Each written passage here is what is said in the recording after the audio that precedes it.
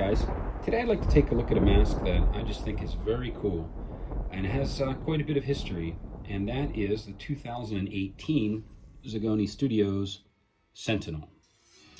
Now you can see this is a very cool looking character, but it's one that's been around for quite some time at Zagone Studios, and before that Be Something Studios. And we'll take a look at that in just a minute, but I'd like to really just take a look at this mask and the sculpt, just how cool it is. It's a sort of a creature, or as they say on the Zagone site, perhaps an alien type of creature, but it's just got a lot of personality. You can see the very small spiky teeth, the way that the eyebrow is dropped on one side to sort of give it more character and sort of a nice expression, a very expressive face. The nose is cool, the wrinkles are great, and the paint's great as well. And so this mask is, as I said, it's a 2018 reissue mask. So this, at the time of the filming of this video, it's still available on the Zagone website. And here you can see a screenshot of the website showing this mask and its availability. But this mask is one that has, as I mentioned, quite a history. And this was a mask that was first issued back in the 1980 Be Something Studios catalog. Now, this was sculpted actually in 1979.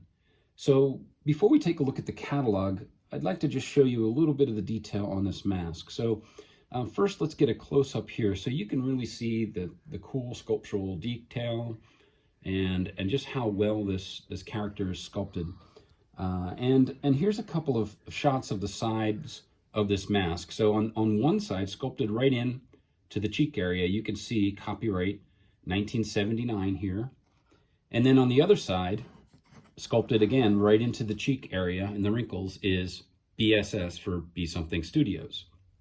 And so this one was sculpted by Bill Yeastrom, who has sculpted many masks for Be Something Studios and Zagone over the years. And let's take a quick look inside while we're looking at some detail. And you can see this is the original, from the original mold, and it still says, of course, Be Something Studios across the back, and but with the more modern Zagone Studio tags attached here.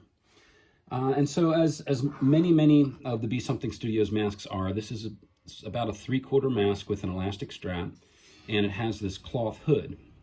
Now originally, this mask, as I mentioned, was first seen in the 1980 catalog, as it's pretty typical where you'll see a date on a mask and then the following calendar year will be the first appearance of it, as you know, they're not always in the catalog of the year it was sculpted. But let's take a look at that first catalog here. Now this is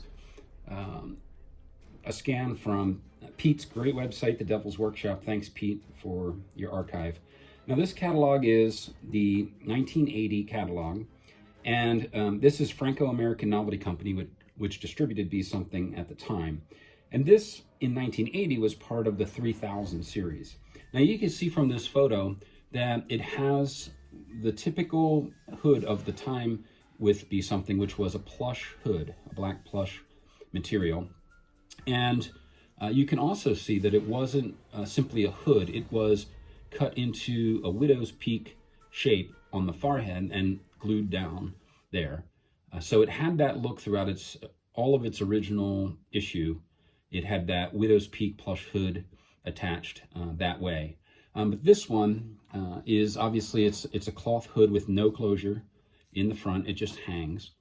And what's interesting is that also available on the Zagone website, and here's a picture of that one, they have a collector's edition of this with a plush hood, and it's in a blue color, which I think is really cool looking. But the hood, again, is not cut into that original widow's peak shape. It's just a hood, as a typical hood would be on most of the Be Something Studios masks of the time. So this one appeared in the Be Something catalog. It became part of the 3500 series after that initial year of 1980. And here's a few photos from the catalogs through the years, basically the same page repeated each year.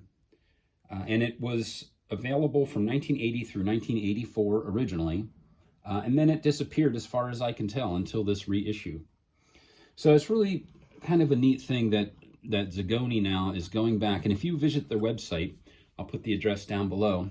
If you visit their website, you'll see that they are really reissuing many of their original mask designs, and from the original molds in most cases. So you could actually go on the Zagone site and get quite a few of the original Be Something masks from the original molds now, brand new. And they're really done very well. This is, you can see it's a really nice paint job on this. The hood works well with it. It displays great.